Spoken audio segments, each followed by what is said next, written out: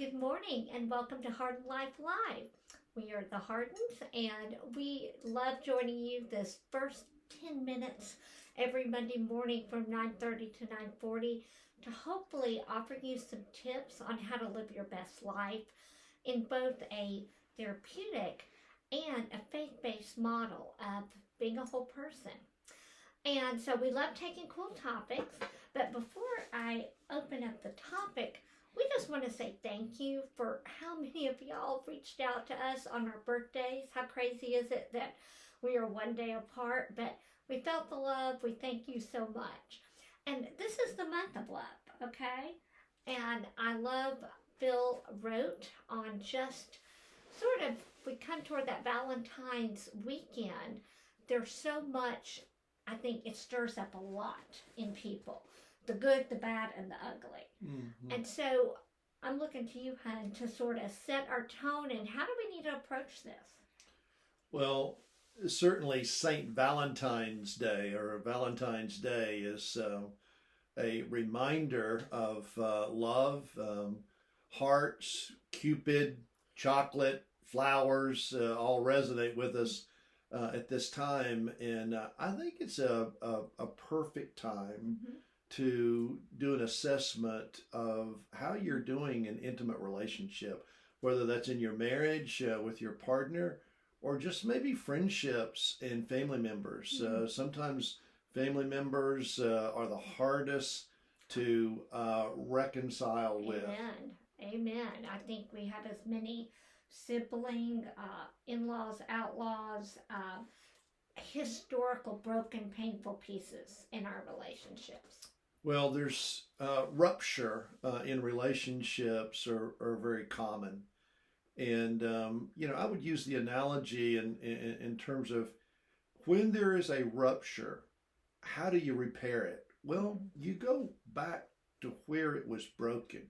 For example, if in your yard you have a sprinkler system and one day you walk out in your yard and there's water everywhere, you don't go get a backhoe and dig up the whole yard. What you do is you try to find the spot where the rupture, the broken pipe, has occurred. And so as I was thinking about, Valentine's Day and seeing ruptures repaired in relationship, first of all, was reminded of Isaiah 58, verse 12, where God makes a promise to his people, and he basically assures them in the passage that he is a God of restoration. He is a healer. And the Hebrew word there is shuv, S-H-U-V, transliterated. And that Hebrew word means that that there will be a rebuilding, a repair, a restoration. And he basically tells his people, I won't do the rebuilding, but as I empower you, or in the passage, they will rebuild, they will restore, they will raise up from the old ruins or the broken parts in order to build something new. And, the beauty of really finding where a relationship or acknowledging where a relationship is broken is the beginning of the repairing process. Identify where we were when the rupture occurred. Oftentimes in my counseling office, a couple will come in and they just had a miserable weekend. And part of the healing process is to identify when and over what did the rupture occur. For example, I might even say, so what you're telling me is if I would have had a conversation with you Friday morning at 9 a.m., things were great. Yeah, they were great. And then by noon, things were not great. What happened?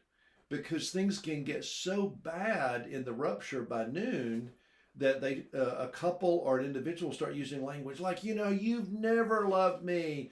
I hate you. This marriage has been awful. But really, what happened was from 9 o'clock to 12 o'clock, there was such a flooding of anger and hurt that elicited blame and criticism that it feels like we've never had any kind of an intimate relationship. So what I really hear you saying is that when we're in the midst of our pain, what happens is we tend to globalize, and what was a specific rupture ends up being this enormous feeling.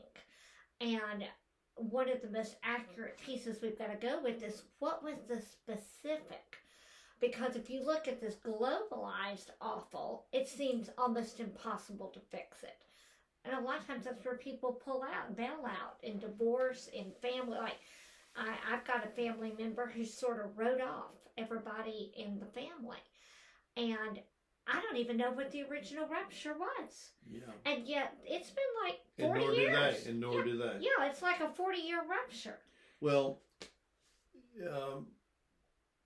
let me give you 3 very concrete pieces of the restoration puzzle.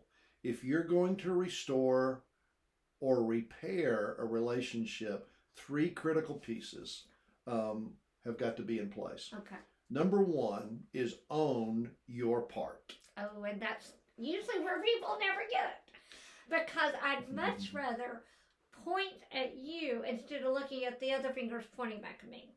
Even when couples show up in our counseling office, the most common experience is they come in like this, fix her, right. Fix him, and it's this kind of dynamic that we're trying to dismantle in order to come like this. Oh, yeah. And honestly, usually we have 2 very intelligent people sitting in front of us. Most of the time. Not all the time, but most of the time. And if you can actually get them on the same side of the table, seeing the problem, instead of seeing each other as the problem, they can actually problem solve really well. But they're not there. Well, again, that's what I say is the first piece is to own your part. Mm-hmm. What is it about me that's causing this rupture to continue?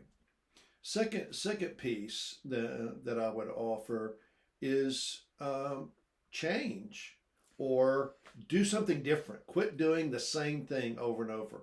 But again, change your behavior, whether it be kindness, gentle responses, even just stating very clearly what your desires are, is doing something different, because the easiest thing to do is to continue in the place of blame and criticism, agitation, anger, alienation from self or your other. But change, do something different. Well, and I'm going to give you one simple change that we have noticed makes a really big difference, is take the word you out of your vocabulary. Just take it out. When you're talking with a friend, a partner, a loved one, just speak from your own person. Yep. Anytime you're using the second person pronoun you, it's like a gun. Yeah, it is.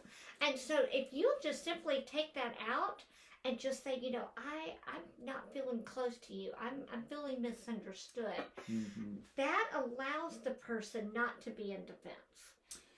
Third and final piece, just as summary, and you can look at our blog that details this, but the third piece is respect. And with respect, a lot of respect is best expressed and lived out in listening to the other person. Yes. Rather than trying to be right, listen and understand and respect the other's perspective, whether it's right or wrong, but at least hear them and understand where they're coming from. Respect. Well, and I think even like you're saying that right and wrong, your life is not a math problem. There's not one right answer. There's a mix of a blend and a flow of process. And too often we try to solve problems and ruptures being right or wrong. Well, I know we're sadly out of time, and we have so enjoyed it. But in talking about these relationships, I want to just highlight 2 events we're having this month. On the Valentine weekend just coming up, we are going to have a marriage workshop in Fairhope, Alabama.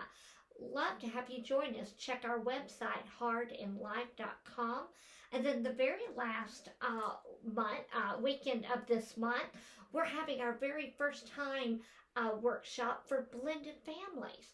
We want to see families that are coming from broken parts get to have that restoration.